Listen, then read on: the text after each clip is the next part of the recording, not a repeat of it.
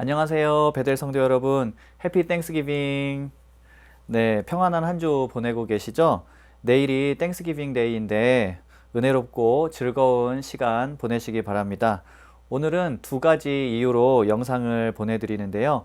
먼저 감사절 인사를 드리려고 하고요. 그리고 두 번째로 이번 주일부터 대강절이 시작되죠. 대강절을 맞아서 대강절 묵상 기도에 초대하는 그런 이야기를 드리려고 이렇게 영상을 보내드립니다.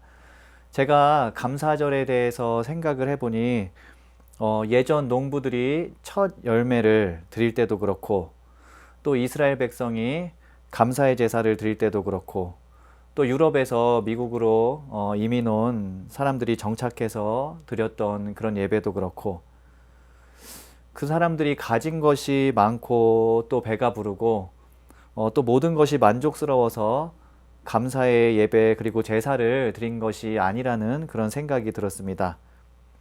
그보다는 어려운 삶의 환경 가운데에서도 살 길을 열어주신 것에 대해서 감사했고, 그리고 힘든 시기를 보내고 잠시 삶을 돌아볼 수 있는 그런 여유를 주신 것에 대해서 감사했었습니다. 그래서 우리도 내가 가진 것이 많고 또 축복이 커서 감사하기보다는 우리가 누구인지 그리고 하나님이 어떤 분이신지를 돌아볼 수 있게 하신 그 은혜에 감사하는 그런 감사절이 되기를 기도합니다. 그리고 두 번째 그 이야기로 대강절 묵상 기도에 성도님들을 초대하려고 합니다. 다 아시다시피 대강절은 성탄절 전 4주 동안의 그런 기간입니다. 이름은 대강절, 대림절, 강림절 여러 가지 이름으로 부르지만 그 의미는 모두 같죠. 기다린다는 뜻입니다. 예수님이 오시는 것을 기다린다는 기다리는 시기라는 의미입니다. 그래서 우리가 함께 얼굴을 보고 만나지는 못하는 그런 상황 때문에 같은 성서 본문을 읽고 함께 묵상 기도를 하면 좋겠다고 생각했고요.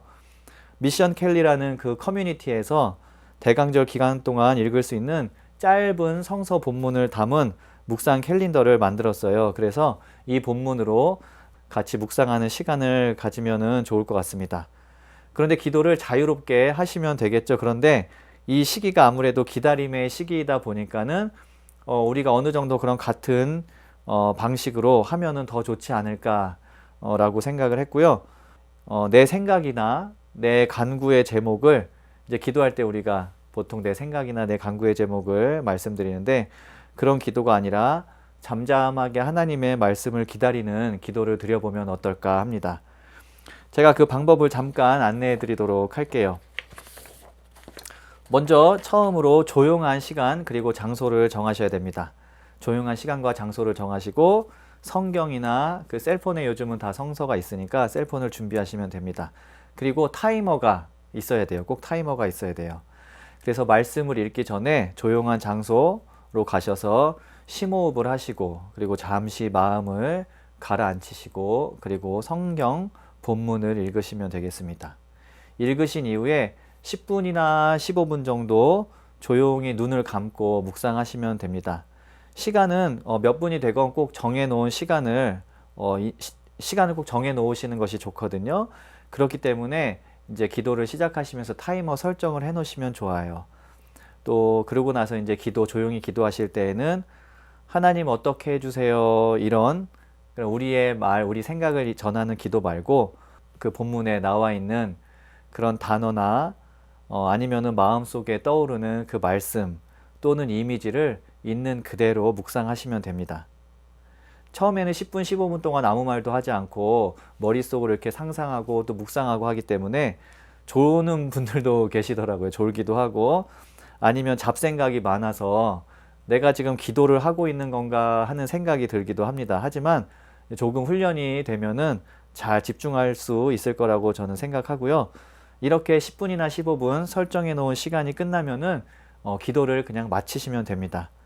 마치신 후에 기도 중에 하나님께서 깨닫게 해주신 내용이 있다면은 이제 우리가 살아가면서 그 내용에 대해서 조금 더 깊게 생각해 보시고 또 실천할 수 있는 내용들이 있다면은 우리가 실천하면 되겠습니다. 이 기도는 대강절의 의미하고 같습니다. 내 얘기를 막 쏟아내는 것이 아니라 그런 하나님의 말씀 또는 하나님의 임재를 기다리는 데에 그 의미가 있습니다. 그리고 꼭 그런 의미가 아니더라도 우리가 바쁜 일상 가운데 잠시라도 마음을 가라앉히고 명상하는 것도 또 다른 의미가 있을 것 같습니다. 이 기도는 또 가족이 같은 자리에 모여서 같이 시간을 정해놓고 하셔도 좋고요. 그 이후에 깨달은 것을 나누는 그런 시간을 가지셔도 좋습니다. 아무튼 함께하는 기도를 통해서 우리가 대강절, 이번 주일부터 시작됩니다. 이번 주일이 대강절 첫째 주입니다. 대강절을 잘 보내며 우리가 비록 얼굴 대 얼굴로 만나지는 못하지만 영적으로 함께 연결되는 그런 경험을 하면 좋겠습니다. 다시 한번 즐거운 땡스기빙 보내시기를 바랍니다. 저도 같이 기도하겠습니다. 해피 땡스기빙, 샬롬.